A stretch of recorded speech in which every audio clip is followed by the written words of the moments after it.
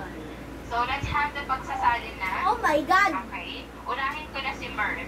Okay. Merv, yung feeling ko ready na si Merv. Okay, wait lang Merv. Ha, ikaw na unahin ko kasi Elian and Derek, James, please. Okay. Paki-ready na. Kasi ready. Merv, magpuproceed na ko kay Elian.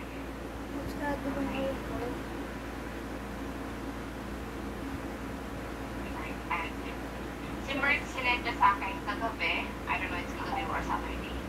Saturday yata yan. Okay. Sinedya sa akin yung PowerPoint niya para hindi na kami mahirapan. Okay, wait lang Merv ha. It's very simple for us.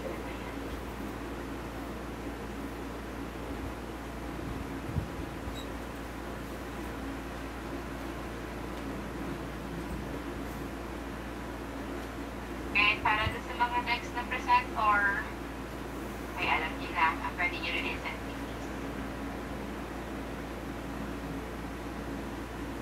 Ayan. So, let's hear Mark Anthony painting pagsasalin for the day. Go ahead, Mark. Magandang umaga sa inyong lahat. Ako nga pala si Mark Anthony de Guzman Francisco Jr., ang tagapagkulat na yung araw na ito.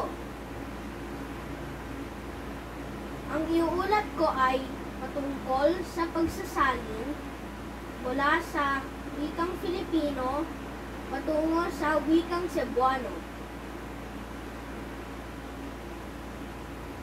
Ang pangungusap na isasalin natin ay kailan ang iyong kaarawan.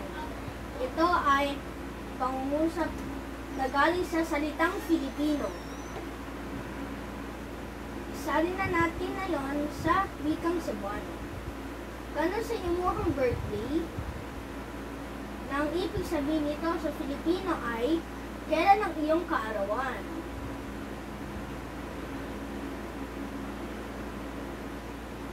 Isa sa mga kultura at kaugalian. Isa sa mga kultura ng mga Cebuano ay ang kanilang pananampalataya o relihiyon. Karamihan sa kanila ay Katoliko at Kristiyano. Ang kanilang mga ugali o asal ay ang pagiging malikhain, matulungin, makadiyos at mapagmahal sa matatanda. Maraming salamat po. Alright, let's give Mark Anthony a virtual clap. Okay, ready si Mark. Kasi kahapon niya masakasin niya. Okay, very good. So, ang sinalin niya is ang pangungusap na kailan ang iyong kaarawan. And then in Cebuano, kanus ang imuhang birthday. Okay, But